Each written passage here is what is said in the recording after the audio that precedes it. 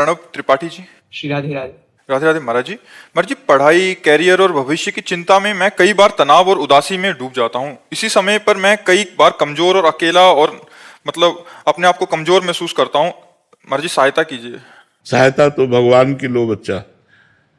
अगर भगवान का नाम जप करोगे ना तो तुम्हें भगवान की सहायता मिलेगी, वही सच्चे सहायक है। अकेले पूरा जीवन हो गया, पूरा जीवन अकेले हो गया और उन्हीं की सहायता से चले हैं। हमें कोई सहयोगी नहीं मिला। कहीं भी अगर सहयोगी मिले हैं तो संत जन मिले, वो भगवान के ही स्वरूप हैं।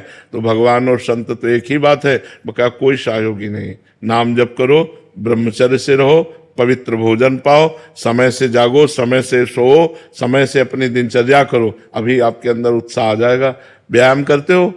हाँ, अभी उत्साह आ जाएगा। व्यायाम करो, ब्रह्मचर्य से रहो, पवित्र भोजन करो, माता पिता के चरण छुओ और नाम जप करो। और चाहे 10 मिनट सही सत्संग सुनो।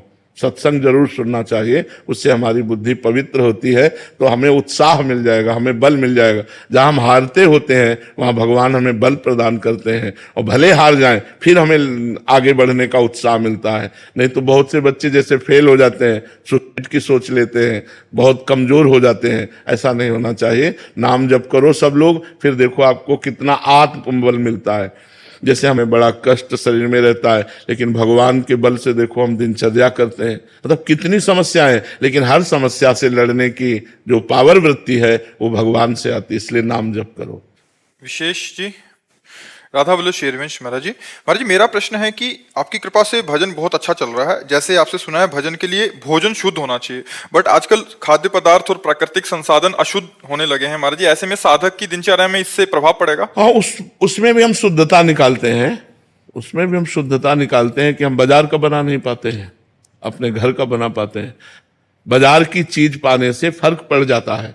अगर हम वही माना कि अब उनका मूल स्वरूप तो अशुद्ध हो ही रहा है, लेकिन हम अपने घर में शुद्ध करके बना के पावें, वो अच्छा बाजार के चीजों से बचे। ये हमारे स्वास्थ्य के लिए ज्यादा लाभदायक भी नहीं है और हमारे भजन वृत्ति के लिए तो बिल्कुल नहीं लाभदायक है। ये रजोगुण पैदा कर देंगे, भजन में रुचि नहीं होने देंगे। और आजकल प्रायः ऐसा ही होता है कि हम जबान के स्वाद के लिए बाजार का, होटल का ज्यादा पसंद करते हैं। इसलिए हमें लगता है वो हमारे सामने जो आता है वो बहुत स्वच्छ आता है, लेकिन पीछे जो बनाने वाले हैं उनके भाव कैसे हैं, उनकी पवित्रता कैसी है। कब की दाल है, फ्राई करके तो अभी दिया है, तो गरम गरम तो आपको अच्छा लगेगा, लेकिन वो शरीर के लिए भी लाभदायक नहीं रहेगा और भाव के लिए भी लाभदायक नहीं रहेगा। अगर हम पवित्र अन्न पाएं, जो पवित्र अन्न जिस कोटि का मिल रहा है, लेकिन अपनी रसोई में बना के ठाकुर को भोग लगा पाएं, ज्यादा अच्छा रहेगा।